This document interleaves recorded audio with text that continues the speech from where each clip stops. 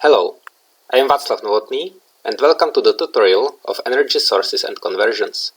In this tutorial, we will look more deeply into the Rankine cycle. We will investigate the effect of varying cycle parameters or improving cycle configuration in order to get higher efficiency. First, we will have a look at the impact of the high pressure of the cycle, meaning the pressure after the pump or at the turbine inlet. So let's consider a Rankine cycle with temperature at the boiler outlet of 550 degrees C, condenser pressure 5 kilopascals, and we will assume ideal pump and turbine, and actually for the pump we will even neglect its work so that the calculation is easier and faster. Of course, no pressure drop, no heat losses. And the task is to get the cycle efficiency and turbine outlet quality as a function of the turbine inlet pressure. So let's see how the cycle will look roughly in the TS diagram, which we can see here. We have the point 1, saturated liquid at the outlet of the condenser. After the pump, the point 2 is just very close to the point number 1, very slight increase, and for this calculation we will neglect the increase in enthalpy and the pump work. So these 2 points are, for this calculation, considered as the same. Then the water, the working fluid, increases its temperature up to the saturation point, up to the level of saturated liquid. Following is evaporation, superheating, expansion in the turbine, and condensation. And as we can see here, from the lowest pressure, the red curve, when we increase the pressure, we increase the evaporation temperature. All the cases we investigate will end up at the same temperature of the superheated vapor, which we have illustrated over here. And as we expand in the turbine, so increasing pressure puts us deeper into the two-phase region, meaning higher liquid content in the turbine outlet vapor. The formula for calculating efficiency will be, as we neglect the pump work, so it will be just work of the turbine divided by heat input. And the work of the turbine is the difference in enthalpies before the turbine, 0.3, and after the turbine, 0.4.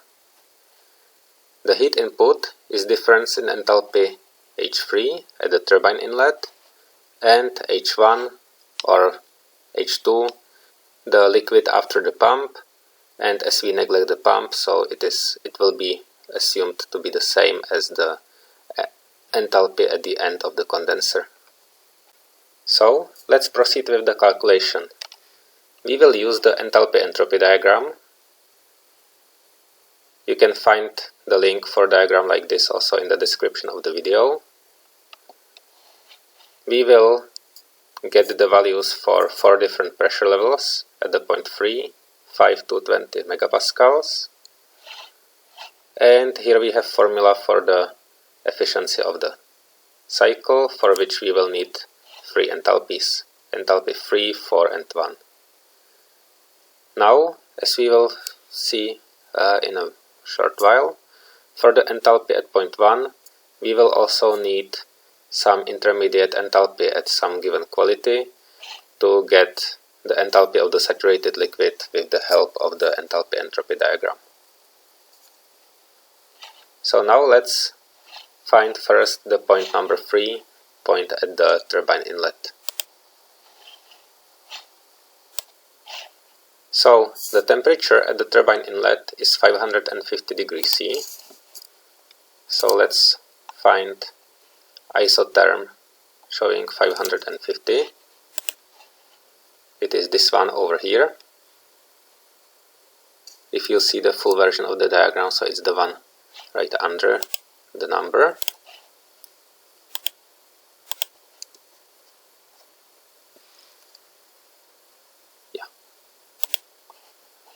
And the first case is for the pressure at the turbine inlet 5 megapascals. So we find isobar of 5 megapascal over here, and the point of the intersection of the isobar and isotherm will determine the inlet of the turbine. So we can get the enthalpy for this point at the y-axis. We can see that the enthalpy of the intersection is nearly exactly at 3550 kilojoules per kilogram. And actually, if you would get the exact values from, let's say, some property functions, which you can have on your computer or even on your mobile phones as some applications, you would get value 3550.87 kilojoules per kilogram. Now let's get the enthalpy H4 at the turbine outlet. So the expansion in ideal case, which we have here, is isentropic process, which means in the enthalpy entropy diagram it will be a vertical line.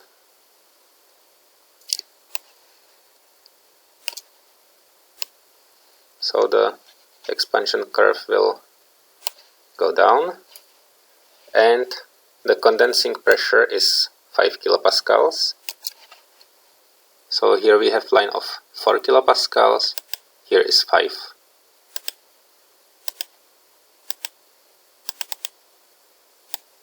And the intersection will be over here.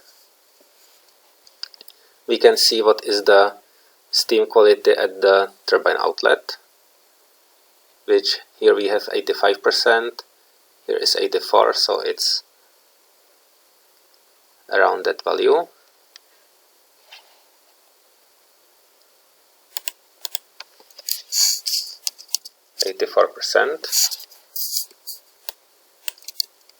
And now let's check the value of enthalpy.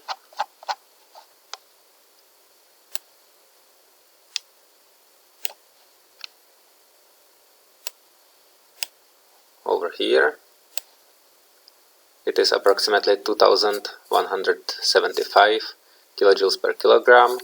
If we check the exact value, it's 2172.06.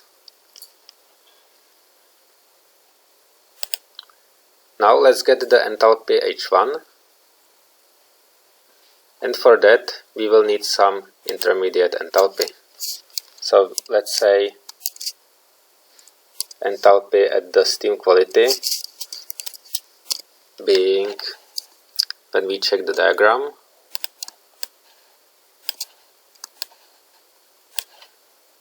we can still get enthalpy at quality of 70%. So let's say we will put enthalpy at 70%, which would be, well, here we have the isobar, here we have the intersection with the quality of 70%, and here we get the enthalpy value, about 1825. Now if we get the precise value, so it would be 1833.83 kilojoules per kilogram. Now let's also get the enthalpy at the saturated vapor.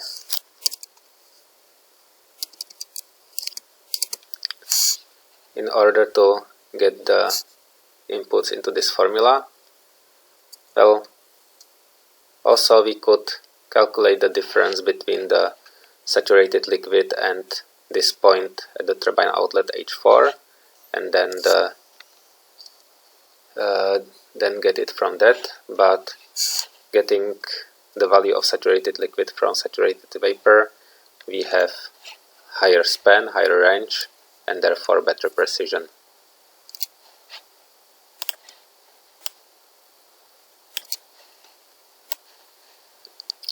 So let's get the intersection of our turbine outlet pressure isobar and the saturated vapor curve.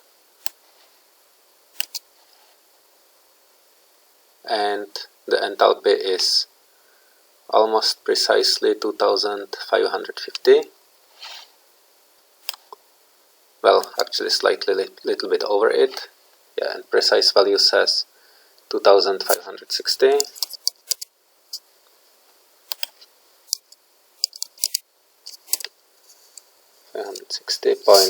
.72,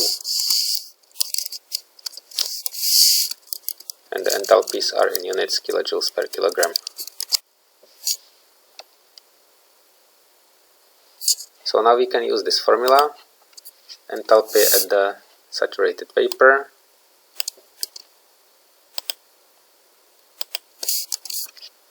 minus enthalpy at the saturated liquid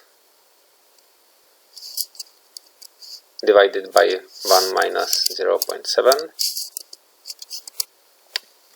And of course this is just the heat of evaporation, and we want to subtract the heat of evaporation from the saturated vapor, and the result is 137.74, almost 75 kilojoules per kilogram.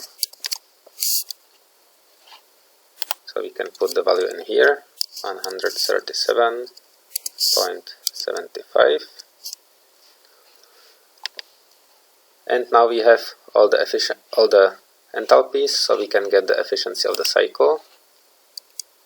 So it would be 3550.87 minus 2172.06 divided by, again, enthalpy H3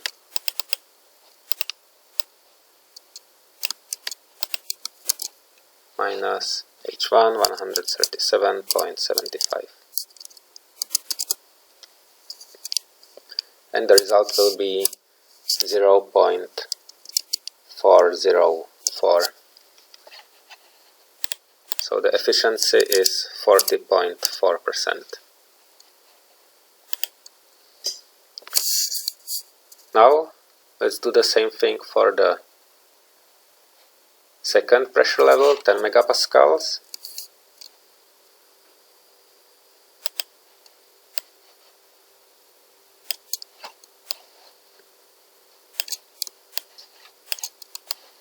So let's find isobar 10 megapascals, which is over here.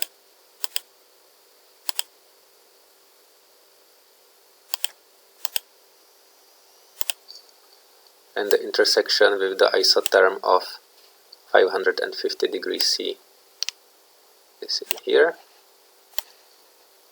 Let's read the value of the enthalpy.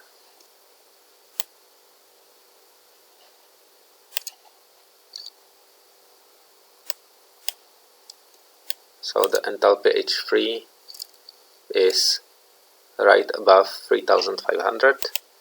Precise value is 3501.96 kilojoules per kilogram. Now let's get the enthalpy after the isentropic expansion, H4.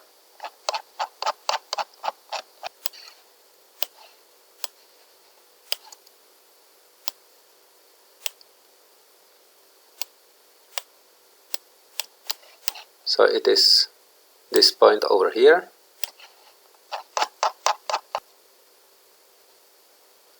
Well, and the value of enthalpy from this point is right above 2050.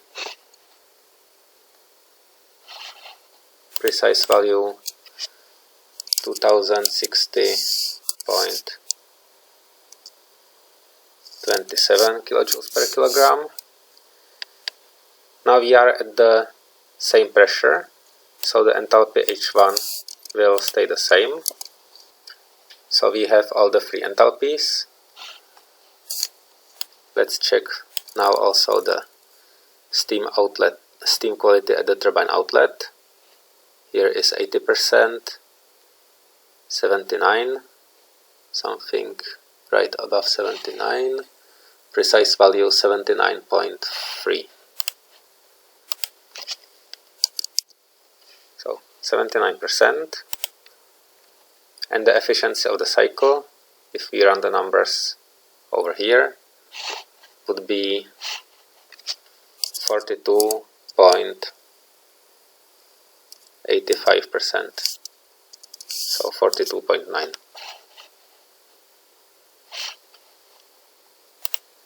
Now let's go for the 15 megapascals.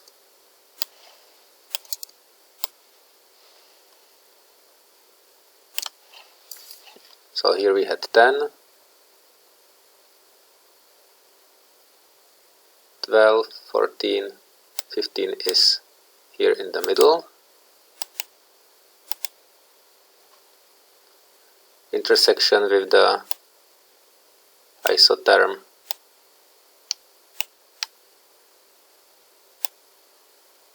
(550°C) is about here.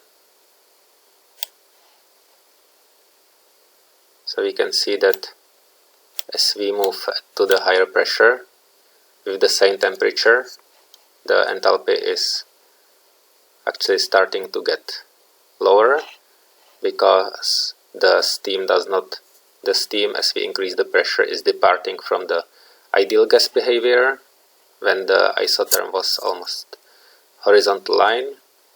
Now the curve is going down, and the value of the enthalpy 3460-ish. Well, if we do it precisely, so it should be 3450.39.40. Now again, let's make the isentropic expansion.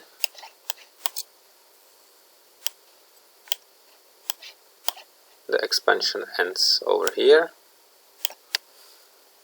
First, let's see the quality. 76.5 approximately. Precisely, it's 76.37%. And the enthalpy of this point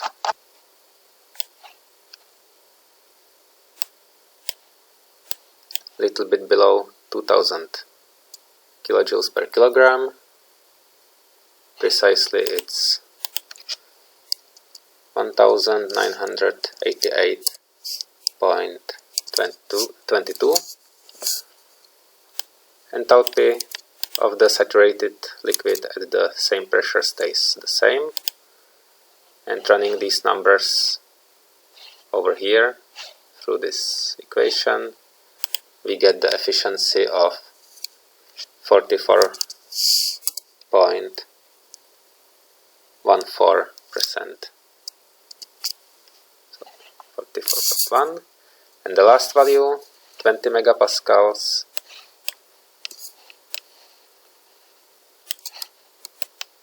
20 megapascals are over here. Now the isotherm of 450°C is curving further down, and the point of intersection somewhere here should be around 3400 kilojoules per kilogram. the point of the enthalpy at the turbine inlet. Precise value 3396.14.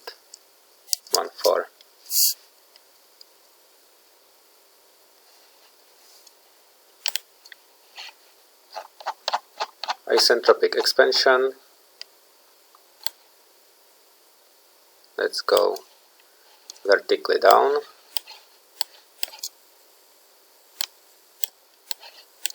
To the point of the intersection again with the condensing pressure of 5 kilopascals.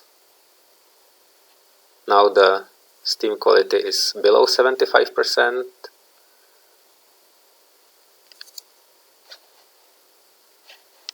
Well, it should be exactly at the 74.04.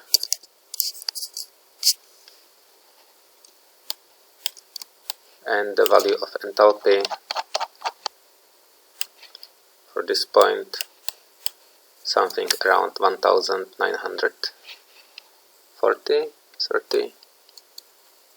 1930 to 1931.89. Enthalpy at the point 1 still remains the same pressure, and running the numbers through the equation, we get the efficiency of 44.94%. So if we put the results into a chart, let's say like over here, we can see that as we increase the turbine inlet pressure, the efficiency is gradually increasing, but on the other hand, the steam quality at the turbine outlet goes down. And about 80% of the steam quality, roughly 80, or rather more 85%, is quite a limiting value of amount of droplets that the turbine blades can withstand in long-term continuous operation. Because imagine that all the liquid content in the form of small droplets are flying with the speeds of several hundred meters per second, and then they hit and impact the blades, causing quite significant erosion.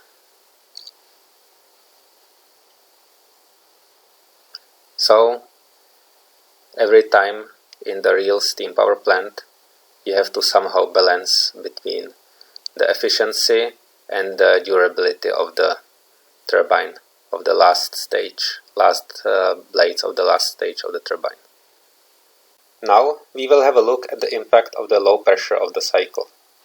So again we will have the Rankine cycle, now with the fixed parameters of the steam at the boiler outlet, at the turbine inlet, which would be again the temperature 550 degrees C and pressure 15 megapascals. Same assumptions as before, neglected feed water pump work, all components ideal, and we will have a look at the efficiency of the cycle and turbine outlet steam quality as the function of condenser pressure. So, in the temperature entropy diagram, you can see what will actually be happening if we go from the low pressure to high pressure. So, the condensing line of the cycle is moving up, meaning that we will be condensing or rejecting the heat at the higher and higher temperature. The limitation of this temperature is basically given by the limitation of the temperature of cooling water, respectively the ambient air. The formula for calculating the efficiency of the cycle then remains the same.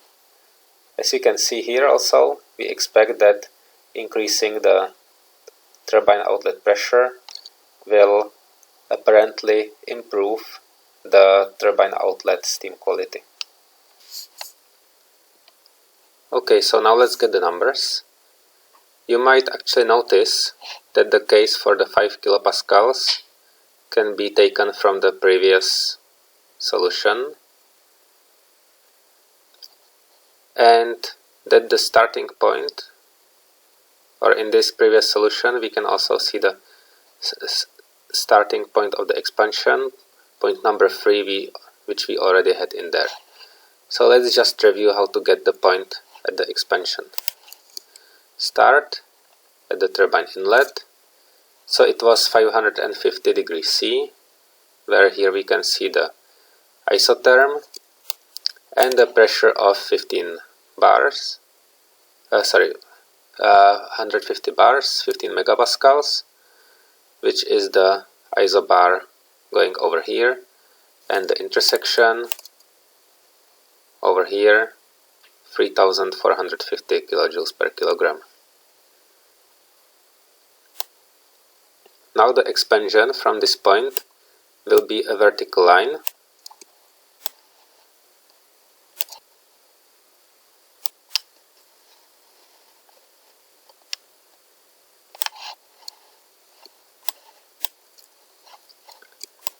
and for the first case the expansion ended up at 5 kilopascals, which would be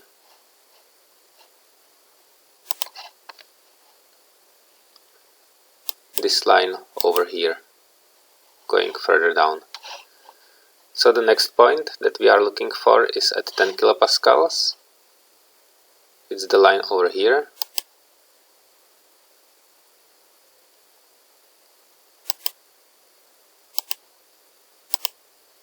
So let's go down on the isobar of 10 kilopascals.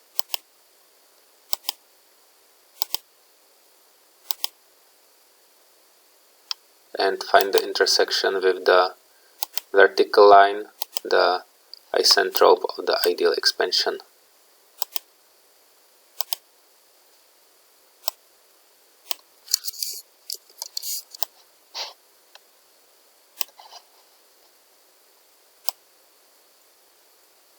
So the cross section should be over here, where we can see that the steam quality at the turbine outlet will be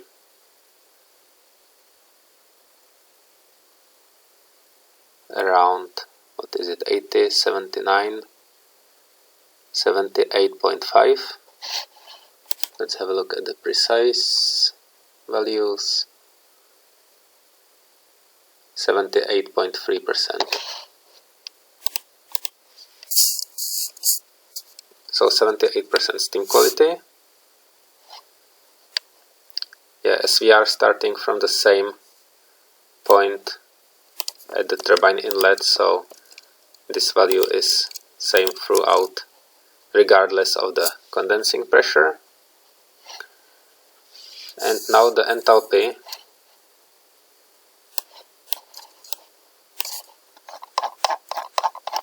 at the point number 4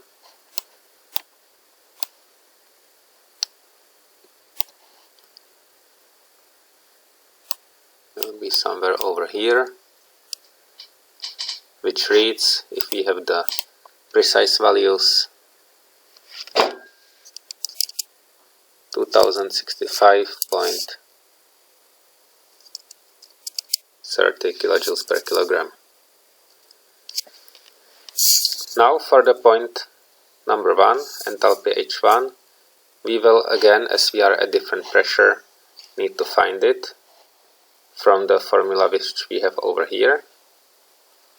So again, let's see what is the enthalpy at, let's say 70% at this pressure. Let's extend the isobar further here.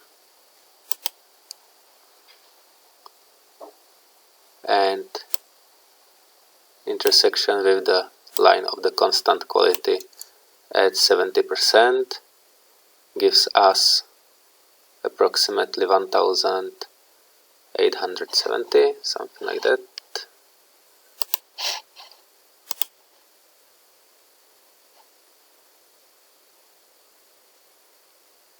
$1,866.30 0.24 kilojoules per kilogram at the 70%,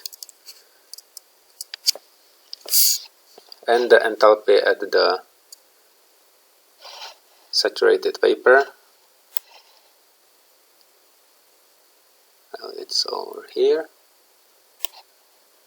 isobar, the saturated vapor line gives us something around 2580-ish. The exact value 2583.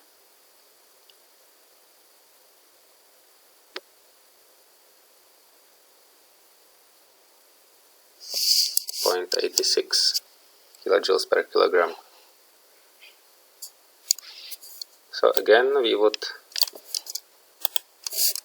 put the numbers in here.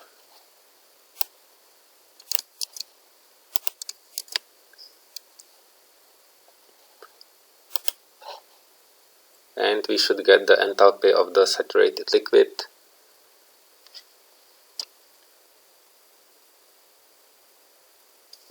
to be 191.81 kilojoules per kilogram. So, well, of course, as we can see that when we go into higher temperatures of the condensate, so the enthalpy of the condensate is increasing. So now we have the value of the enthalpy, and let's go for the efficiency of the cycle. So enthalpy at 0.3,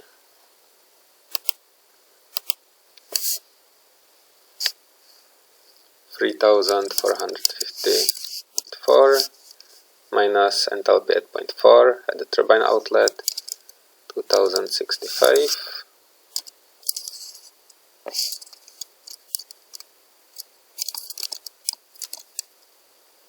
divided by enthalpy 3 minus enthalpy 1 saturated liquid, 191.81, and this should give a number 42.5%.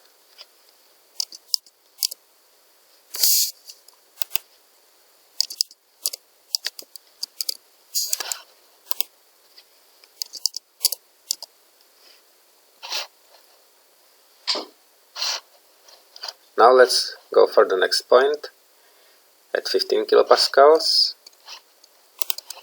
Or before we go there, let's also see what does it mean with respect to condensing temperatures.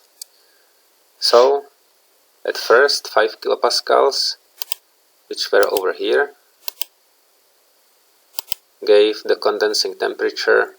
It was 50, 40, about 30. 33 degrees C. Then going up to 10 kilopascals gave the condensing temperature of about 46 degrees C. And now we go for 15. So 15 kilopascals is 10, 12, 14, 15 here in the middle.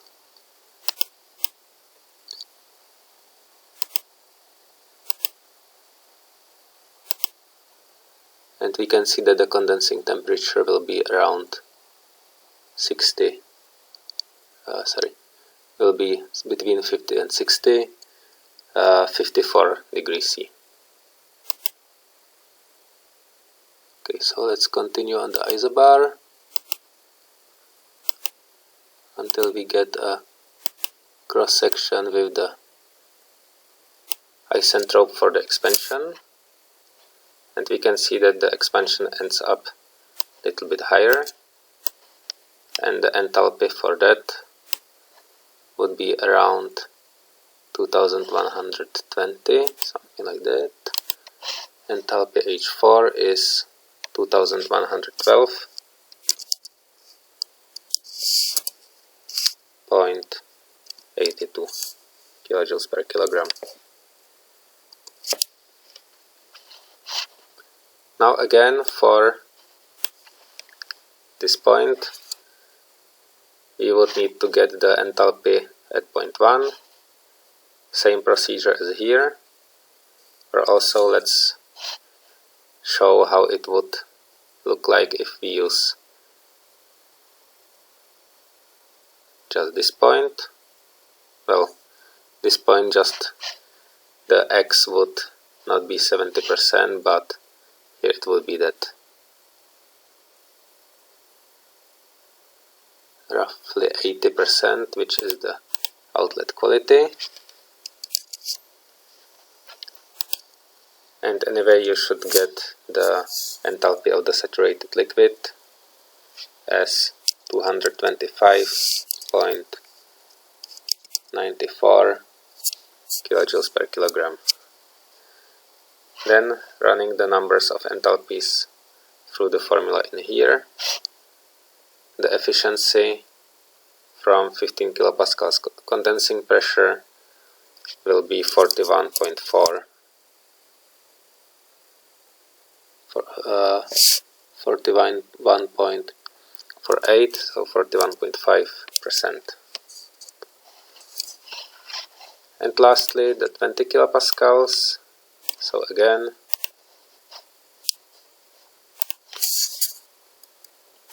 isobar 20,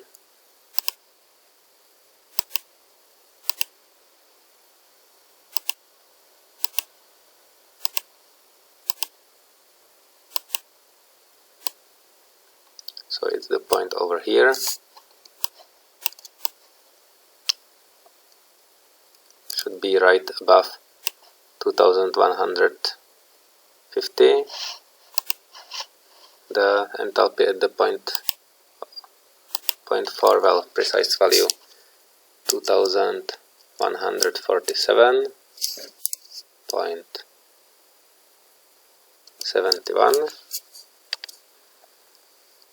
Enthalpy at point 1 will end up as 251.42. With the steam quality at this point, you can see that it's around 81%.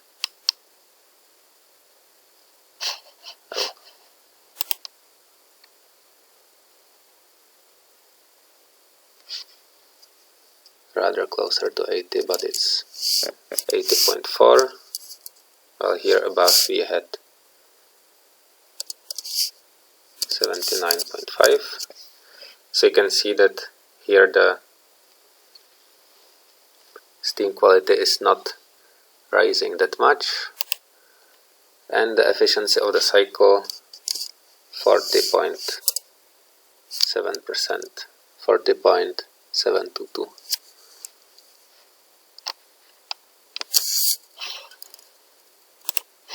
And again, drawing the chart out of the values, we get something like this, that we can see that as we increase the condenser pressure, the steam quality is increasing at the turbine outlet. That would be good for the turbine durability, but the efficiency of the cycle is decreasing. Now, the last parameter that we will explore in the sensitivity analysis here will be the temperature at the turbine inlet, temperature T3. The rest of the cycle parameters remain the same as with the assumptions. And let's have a look what will happen as the temperature is increasing at the same isobar. So we are moving further right in the TS diagram, which also means that the outlet of the turbine will be at higher steam quality. And also, as the mean temperature difference across the cycle between the heat input and heat outlet is increasing, so we expect the efficiency to increase as well. The formula for the efficiency again remains the same. It's still the same configuration of the cycle. We will go to different configurations right after this. So now let's get the numbers. You can see that the cycle works between two constant isobars, 15 megapascals, pressure free over here, and the 5 kilopascal, pressure 4, the purple line down here. One point with the turbine inlet temperature of 550 degrees C was already calculated before. So it's with the expansion line we have in here. So here we have all the values.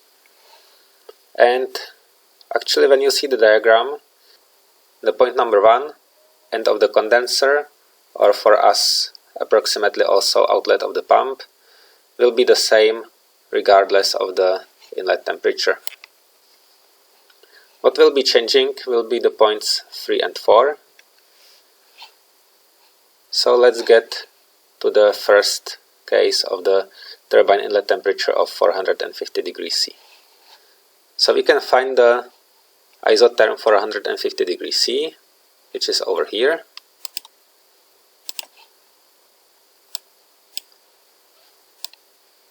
And we will be searching for the intersection of this isotherm and the pressure, the isobar at the pressure P3. So we've got the intersection in here.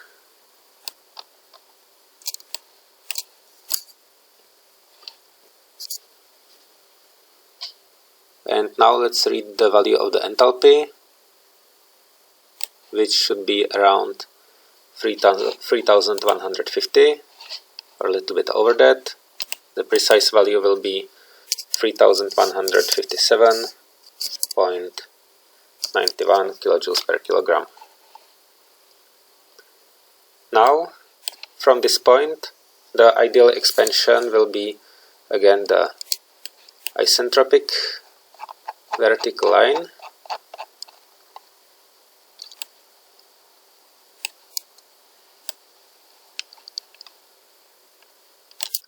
and we will be searching the intersection of the isentrope,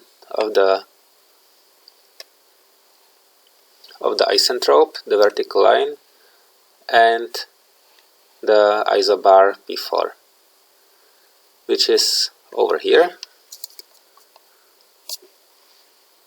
with the steam quality of approximately 71%. Precise value being 71.58, so 72%.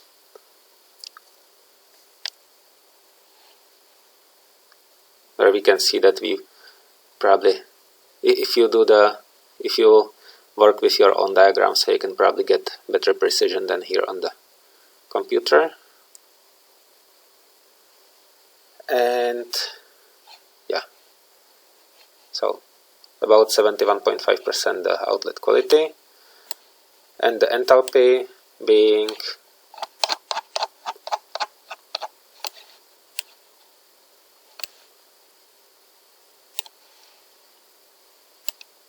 here roughly 1860-ish.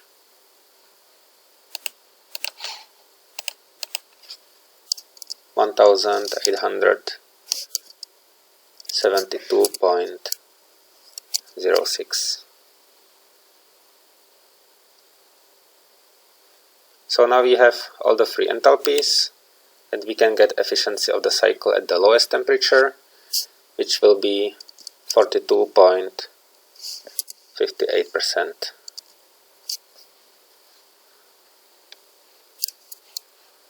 Now let's go for the 500 degrees C of the inlet temperature. So same procedure, isotherm 500 degrees C,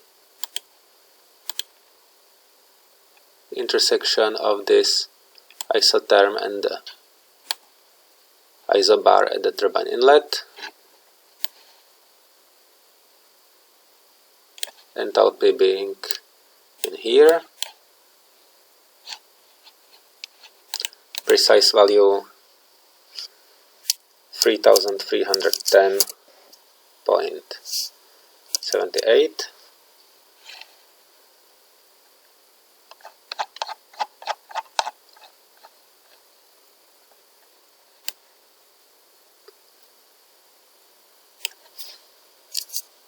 Now making the isentropic expansion to pressure P4 over here. The steam quality is between 75 and 74%. Precise value 74.16.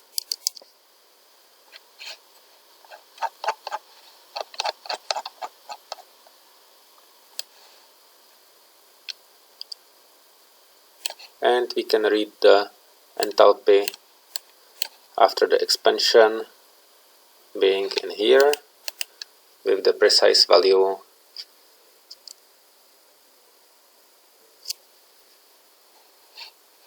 well, a little bit below. You can see that it's over here, 1934.66 kilojoules per kilogram. And from these three enthalpies we can again get the approximate cycle efficiency, which is here 43.37%.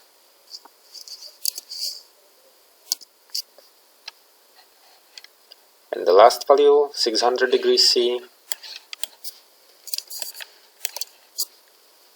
So here we have 600 degrees C isotherm.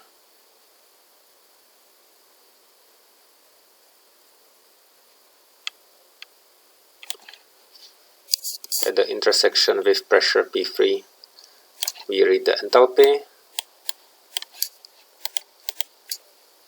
which will be 3583.13 kilojoules per kilogram.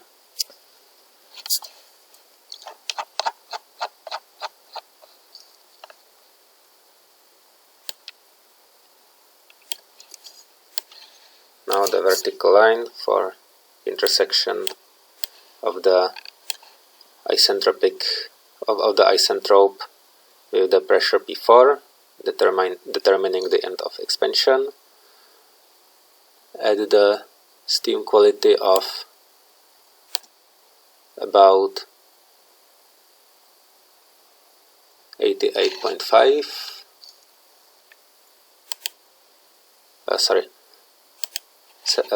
Yeah, here is 80, so 78.5. The precise value is 78.35.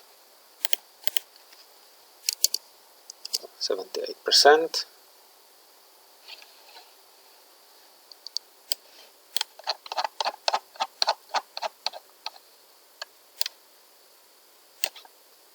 The value of enthalpy will be read over here, which is 2036.14 kilojoules per kilogram, and from that we get the efficiency of the cycle as 44.9%. Now, drawing the chart of the cycle efficiency and steam quality at the turbine outlet, we can see that both of them are increasing with the turbine inlet temperature, where for the efficiency we get from about 42.5 to almost 45%. So 2.5 percentage points increase over this span of turbine inlet temperatures, going from, let's say, industrial standard 50 years ago to modern materials which are generally applied today. The limit of the turbine inlet temperature is basically given by the materials of the pipes that are available. And the steam outlet quality is also improving, where from the 72%, meaning a really large content of the liquid, we get up to almost 80%, which is something that the turbines could be already able to start to handle. Now we will explore the effect of modified configuration, where we will use so-called steam reheating. So let's assume that we will have again the same Rankine cycle with the given temperatures and pressures, same assumptions, but we will add the steam reheating with turbine inlet temperature after the reheating same as the temperature T3 at turbine inlet, and the intermediate pressure 1.5 megapascals. Let's have a look what does it mean. Here on the left hand side we can see the simple Rankine cycle that we calculated before. Now on the right hand side you can see the cycle where the reheating is implemented. The beginning is the same. We have the condensate pressurized by the pump going into the boiler, evaporated, superheated, and going into the turbine. But now the expansion of the turbine doesn't go all the way into the vacuum in the condenser, but the expansion ends up at an intermediate pressure, here at the point 4, where the partly expanded steam is routed back into the boiler, again heated up, where the temperature increases, and then this steam at higher temperature is routed into the rest of the turbine, where here just illustratively is shown intermediate pressure section and then low pressure section, as the sections typically appear in large steam power plants. Then at the last stage of the turbine outlet, again the steam goes into the condenser as in the previous configuration. Now let's have a look at the temperature entropy diagrams. So in the left hand side you have the regular simple steam Rankine cycle as we have seen before, and on the right hand side is the Rankine cycle with implemented steam reheating. The condensate goes through the pump, in the boiler is heated up, evaporated, superheated to the point number 3. Now the expansion doesn't go all the way to the turbine outlet, so-called emission pressure, but from the turbine inlet or turbine admission pressure, the expansion goes just to the intermediate pressure, here with the denoted point number 4. From this point, the steam goes back into the boiler and is further heated up to the temperature, here we have TA prime, and only after that it is expanded again, now all the way to the turbine outlet pressure. Now the temperatures 3 and 5 does not necessarily need to be the same, as is also illustratively shown here.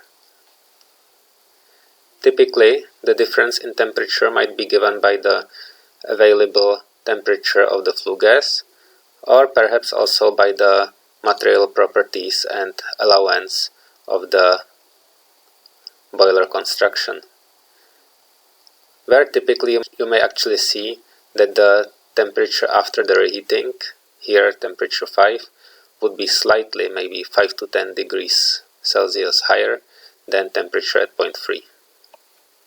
Now how to calculate the cycle efficiency with this reheating configuration. So again, the efficiency is net work of the cycle, here simplified by just work of the turbine, divided by the heat input. But both work of the turbine and heat input consist of two parts. The work of the turbine consists of part here 1 and 2, the part 1 being expansion from 3 to 4, which we can see also in measure of enthalpies over here, and then work of the turbine 2 between points 5 and 6, as you can see in here. For the heat input, again we have two parts, Q in A between points 3 and 2, here H3 minus H1, because H2 and H1 are in our case considered to be, for simplicity, the same, And then the second part, Q in B, which is H5 minus H4, the second part of the heat input for heating up the steam again to the high temperature. Now let's run the numbers. So here we have a table with the two cases, the simple, just for illustration and comparison, and the reheating. So if you look at the diagram, again, or still, the enthalpy at the point 1 and idealized also as 2 will be the same value. So it stays the same. We still are condensing at the same pressure, so there is nothing to change. Then the point number 3 at the turbine inlet also remains the same. And here is the point where the behavior departures. So let's have a look at our enthalpy entropy diagram over here, where we have illustrated the turbine inlet pressure, PA, then the intermediate pressure, and then the turbine outlet pressure or emission pressure, PE.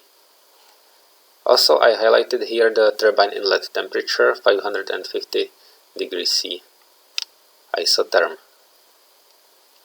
So the point of the turbine inlet is in here. Zoom in. And let's do the first part of the expansion between point 3 and 4. So this was the starting point, same as in the previous calculations. And the expansion goes from the turbine inlet pressure to the intermediate pressure in here. So we get the intersection of the vertical isentropic expansion and the isobar P at the intermediate pressure, and we can read the value of enthalpy from that. So enthalpy at 4 for this configuration will be 2829.22 kilojoules per kilogram. Now we need to heat up our working fluid, the steam, back to the temperature of 550 degrees C, which would be the point in here. And for this point we can read the enthalpy, which will be around here, and it will be 3583.57 kilojoules per kilogram. And now the second part of the expansion, so going from the intermediate pressure and high temperature into the or down to the condensing pressure, PE. So it's over here. It seems like a little bit under 2350, but with the exact values it will be basically right on that, 2351.31 kilojoules per kilogram. Now for this point we can read the value of the steam quality, which will be more than 91%, slightly, but round it up, it's 91.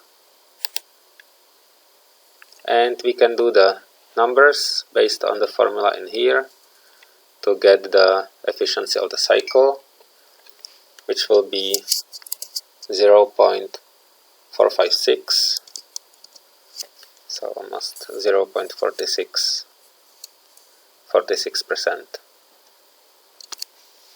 So you can see that this changed configuration helped us in both ways in the matter of efficiency, where we got 2 more percentage points, and also, and quite significantly, in matter of steam quality, where now the steam quality is over 90%.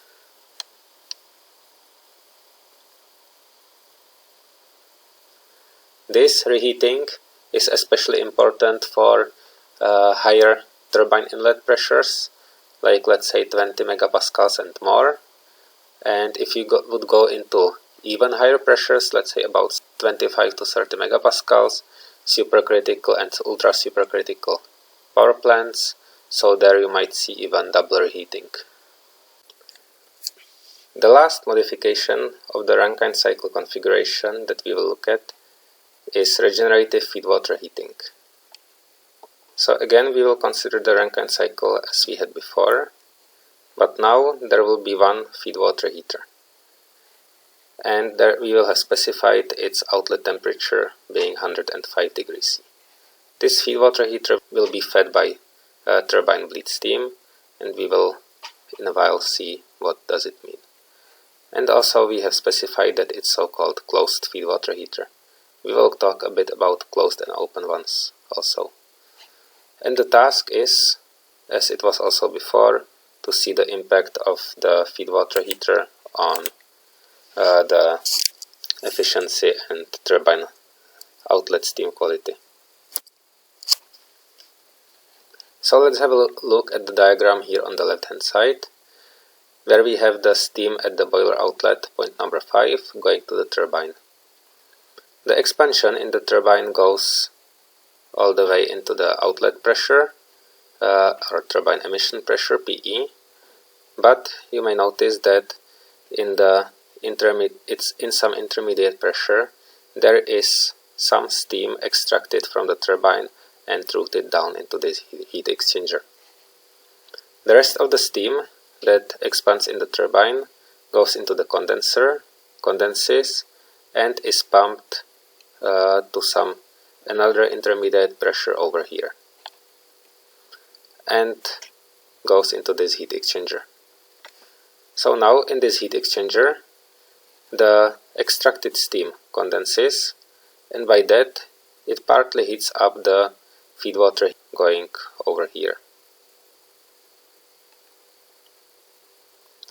Then the heated up feedwater is pumped again to the high pressure in the system and goes into the boiler, while in our case the condensate from the heat exchanger is routed into the main condenser. Let's have a look at the TS diagram of this system. So we have the expansion of the steam in the turbine from point number 5 to the point number 6, where at some intermediate pressure 7, it can be at superheated steam as it's shown here, or already in the wet steam, it is extracted from the turbine and taken away. Now this steam goes into this heat exchanger and it gives over its heat. If it's superheated, so first it superheats, and then it gradually condenses up to the saturated liquid line, or eventually it could be also subcooled afterwards. The condensing steam rejects its heat and it is used for heating up the feedwater from point number 2 after the pump to the point number 3, as you can see over here. So this portion of the heat is regenerated within the cycle. That means that later when the feedwater goes into the boiler, so you don't need to add into the working fluid all the heat all the way from point number 5 to point number 2, but just here to the point number 4 after this heat exchanger and the pump. So you actually save some heat at the inlet, at the input of the cycle, but at the same time, since you extract part of the steam from the turbine, so you have lower mass flow rate in the second stage of the expansion, and therefore you have little bit lower work of the turbine. We will see the energy balance of this system, whether this configuration is suitable and feasible or not. Now talking about the feedwater heaters, so this was the case of so-called closed feedwater heater. That means the condensing steam is separated and closed from the feedwater and it acts as typical surface heat exchanger. Then the second configuration is so-called open feed water heater, which is basically a mixing tank. Both feed water and the bleed steam from the turbine are at the same pressure. They mix together, and then there is just one outlet going from this heat exchanger, or going from this mixing chamber. Now the outlet of this heat exchanger is routed, or let's say so-called cascaded down into the condenser. Other possibility would be to have a small pump, which would then connect the small mass flow rate of the extracted steam to the main feed water. In typical steam power plants, you have multiple feed water heaters, where you have the condenser, then condensate pump, followed by several closed feed water heaters like in here, and the last low pressure feed water heater would be open feed water heater, also acting as feed water tank. This open feed water heater also is important as a component that secures the thermal deaeration of the water. That means extracting non-condensing gases that are dissolved in it. Following is the high pressure pump, after which there are high pressure feed water heaters. Also it can be several of them before the feed water goes into the boiler. Why do we do that? To increase the complexity of the system like that? Well, we are extracting some steam for the turbine, and that means downstream there is lower mass flow rate of the steam. That means lower produced work. If we extract it gradually, that means extract only small portion of the steam at the high pressure, meaning the high temperature, and heat up just the last part of the feed water before going to the boiler. So most of the steam still stays and expands in the turbine and produces work, while we then extract little by little so that we maximize the work of the turbine.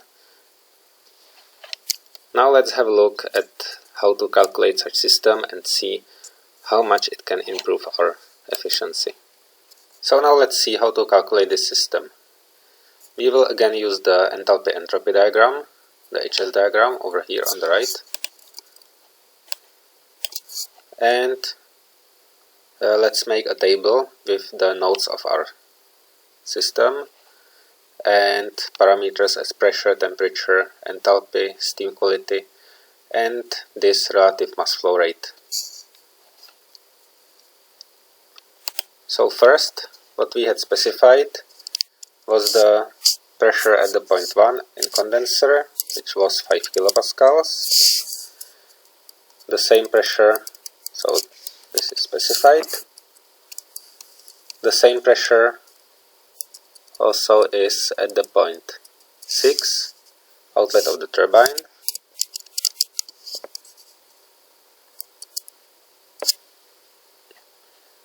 Now at the turbine inlet, point number 5, there was specified 15 megapascals as pressure, where the same pressure is at the inlet of the boiler. There are no pressure drops.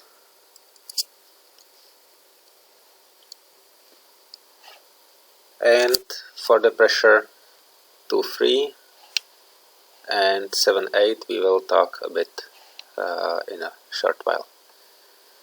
Then we had specified temperature at the point 3 at the outlet of the feed water heater as 105 degrees C. The 105 degrees C also is actually somewhat a minimum temperature of open feed water heater, so that its pressure, the saturation pressure, would be just above the ambient and it could work. The air would not be sucked into it, and at the same time, as it's right above the ambient pressure, so there would be the thermal aeration and the non-condensable gases could be vented away. And of course, the specified temperature was also at the inlet of the turbine. Then with the other parameters which were specified, the condenser outlet is saturated liquid,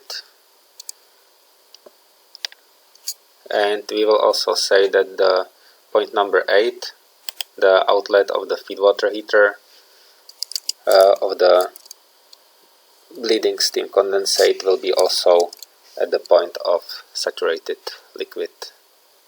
So now let's get first the parameters that we had that we already know how to get from previous tasks, and actually some of that were already used in the previous tasks. For example, so starting from the point 1, the condensate, we determined its temperature being, well, just to review, it's 5 kilopascals, this purple line over here, and if we would see which isotherm is respective to this isobar at the point of saturated vapor, so we can read the value of temperature, and the exact value is 32.9 degrees C.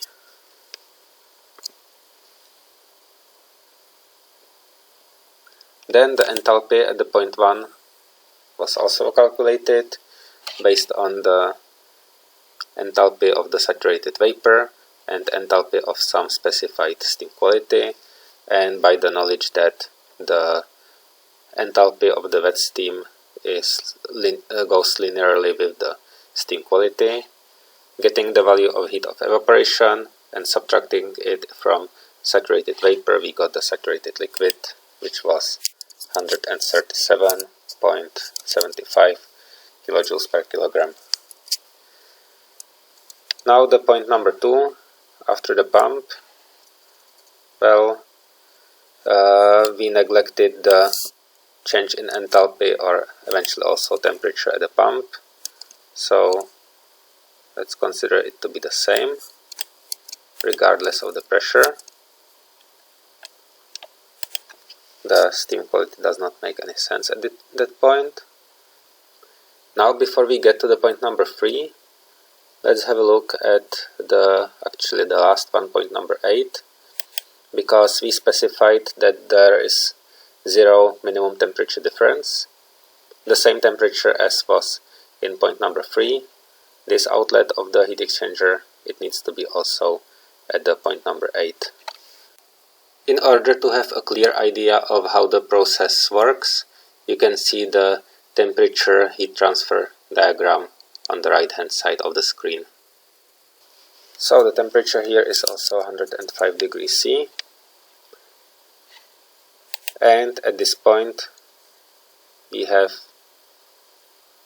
the steam quality, so later on it will help us to get other parameters.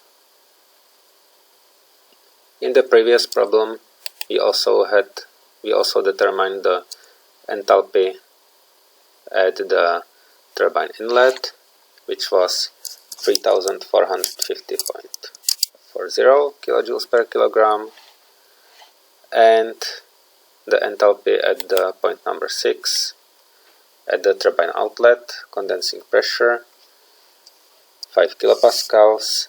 We determined it from the isentropic expansion, this green line over here, and the intersection of the isentrope and isobar of the condenser was 1988.22 kilojoules per kilogram.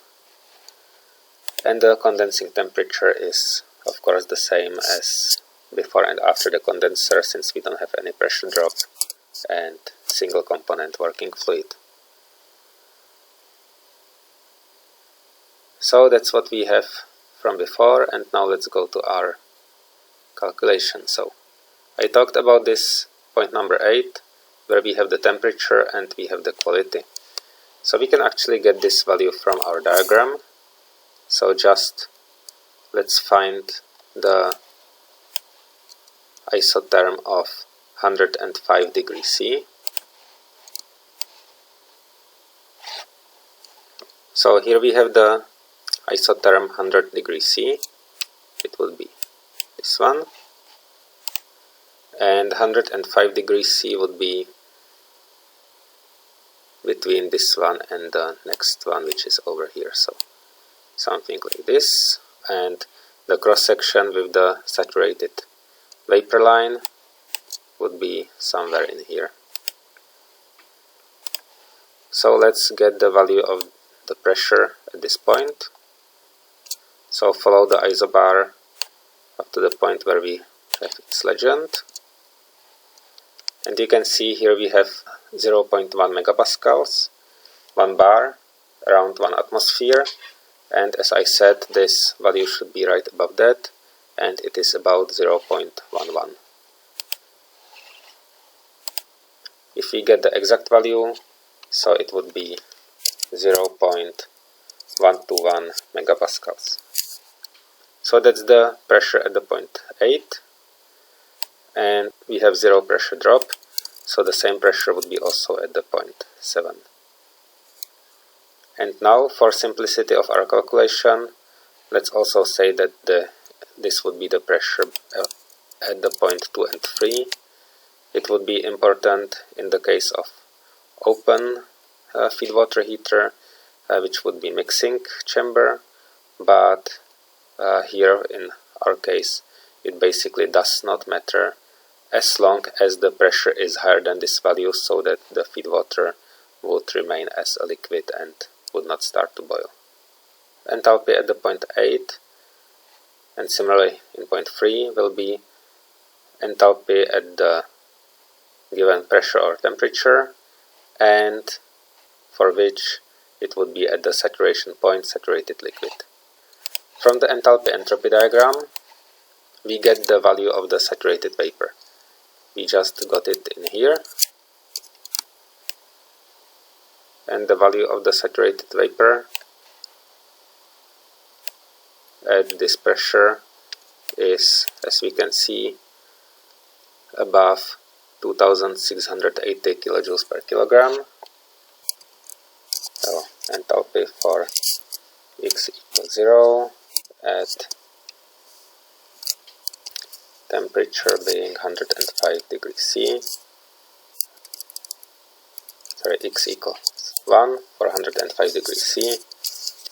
It would be 2683.39 kilojoules per kilogram.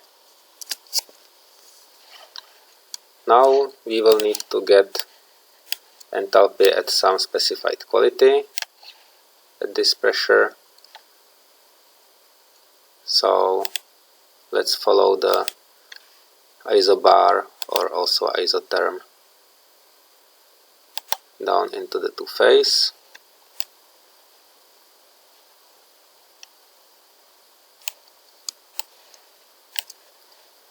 And let's get, for example, the enthalpy at the steam quality being 70%, and we can see that it will be approximately 2000, maybe 2015.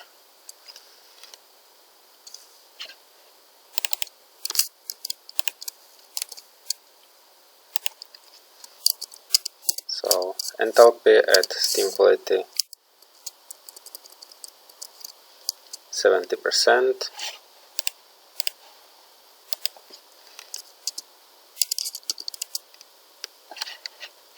And it's 2010.45 if we get the precise values from the interpolation in steam tables or from some property functions. And now we will use the equation as we used also before.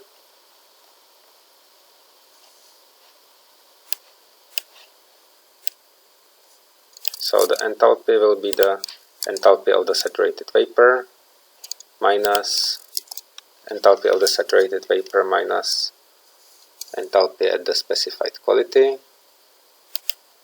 Oh, sorry, it was 2010.45, so like this. And the resulting value should be 440.27 kilojoules per kilogram. So we have the value of enthalpy of saturated liquid at the point 4. As we have specified the pressure here to be the same, so it will be also the enthalpy at the point 3. And since we neglect heating up and neglect the increase in enthalpy at the pump, so it will be also the enthalpy over here, and temperature here would also stay the same. So now we are missing just one point with respect to our table regarding temperature and enthalpy. Yeah, here at the point 3 regarding quality, so also this is basically a 0, but it's just because of our specification of the pressure in here. If the pressure would be higher, so it would be subcooled liquid. Now point number 4 is subcooled liquid. Point number 5 is superheated fluid. Point number 6, regarding the quality, you can see that the expansion lines ends up at the same point as before, so nothing changes at the turbine outlet quality, which is still 76%. And now the point number 7. So in our diagram we have already drawn the isobar of the bleed turbine bleed steam pressure, of the extraction pressure. So the point number 7 is nothing but the intersection of this pressure at which we take part of the steam from the turbine and the expansion line. So the point number 7 is in here. So first we see that the point number 7 is already in the area, in the region of wet steam. So the temperature will be 105 degrees C, it's not superheated. And now let's see the enthalpy, where we can read the enthalpy over here. Roughly 2375 if we check the exact value. So if you do it precisely, it ends up a little bit higher, and it's 2391.4 kilojoules per kilogram. And also let's get the steam quality at the bleed, at the extraction line, and you can see that the steam quality would be about here. Yeah, precise value would be also that 87%, so actually it should be that point over here. And this would be probably the error that we made, because I have here the line of 0.12 instead of 0.121. Okay, so now we have filled the table of all the thermodynamic parameters, and let's go to the further calculation of the mass flow rates and of the efficiency. So we had the function of the efficiency in here, but for that we need to get this parameter alpha, this mass flow rate of the bleed, of the extraction steam, here compared to the, or in relation to the overall mass flow rate in the main branch. So how to get that?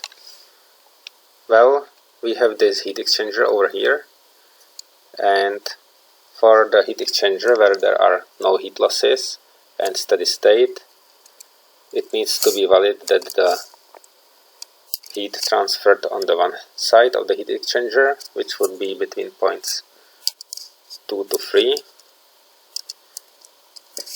will be the same as heat transferred on the other side of the heat exchanger, which is between points 7 and 8. So now the heat transferred between points 2 and 3 would be mass flow rate times mass flow rate of the all steam times the difference in enthalpies 3 and 2.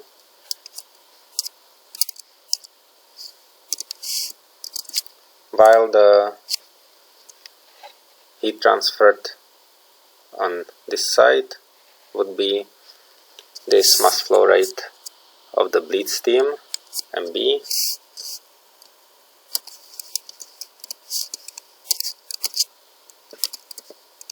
times difference in enthalpies H7 minus H8. And now we can write that the relative mass flow rate, alpha, is the ratio of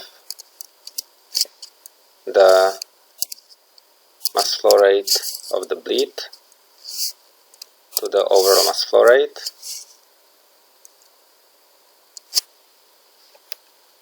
and with that we can manipulate the M over MB over here, and we get that the alpha is the ratio of the H3 minus H2, the main feed water line, divided by the unit heat of the condensing steam. And if we put in the numbers, so we should get the value that the alpha is 0.155. So 15.5% of the steam, of the overall steam mass flow rate in the system, will be taken from the turbine so that it can heat up the feed water to the specified temperature. So we can write it also here, that at point 1 we have the overall mass flow rate, point 2 also, 3, 4, 5, and now the point number 6 is at the turbine outlet, so it would, there the mass flow rate would be 1 minus alpha, which is actually 0.845. The point number 7 is the extraction, so there it's the 0.155, and point 8 is the same, 0.155. Now we can calculate the work of the turbine, which is the work of the first part, which is difference in enthalpies 5 and 7.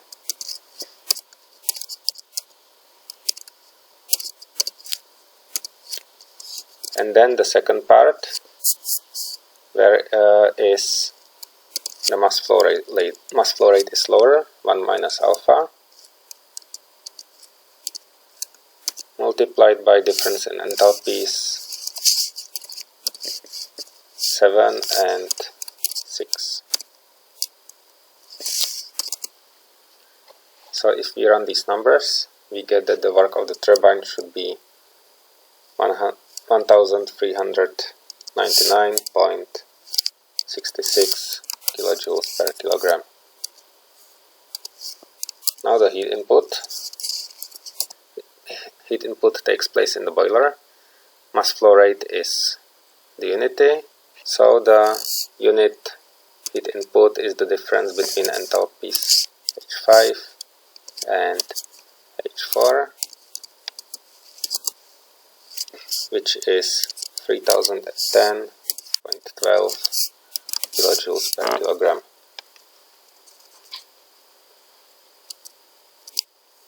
And the efficiency of the cycle is then the ratio of these two,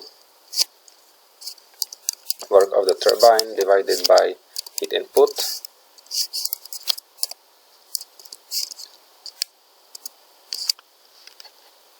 and if we put it together, so we get the value of 46.50%. Given the fact that the original cycle had efficiency about 44%, so 2.5 percentage points is quite a significant increase in the efficiency. So here you can see that even though the turbine output might be a little bit lowered, so definitely recycling of this part of the heat within the cycle and having lower heat input is very much worth with respect to the efficiency. Now when we calculated the energy balance of the heat exchanger, let me just show you that if we apply the general energy balance equation, so it will also work the same. So we have the illustration of the heat exchanger here, and it always works that the sum of mass flow rate of the stream going into the system or out of the system times enthalpy of the stream going into or out of the system needs to be 0.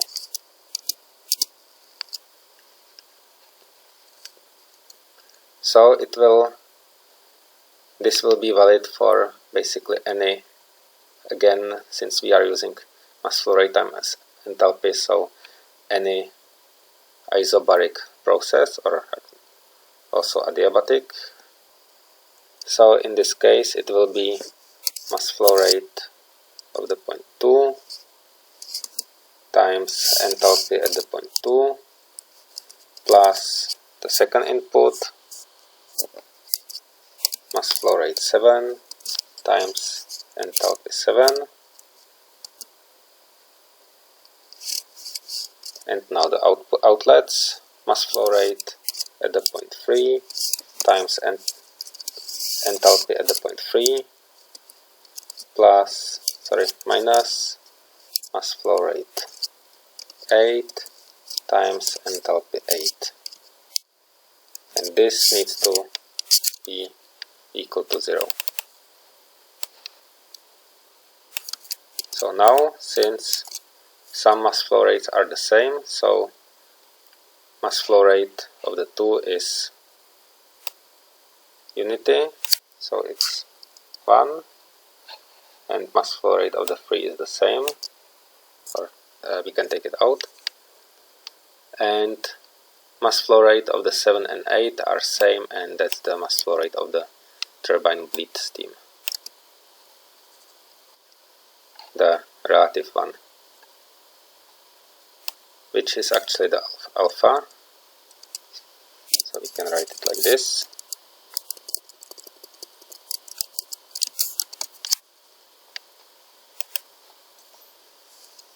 And then we can write that H2 minus H3 plus alpha times H7 minus H8 equals 0. And from this we can see that alpha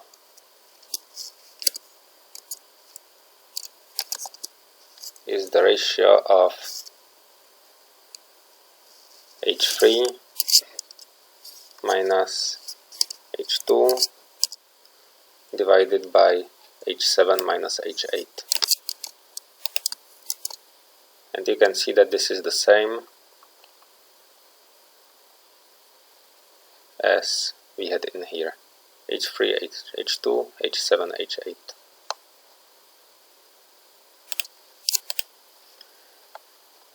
So this procedure is actually more correct. So if you are not certain what are the inputs, outputs, how it would balance out, so I recommend you to always use this formula.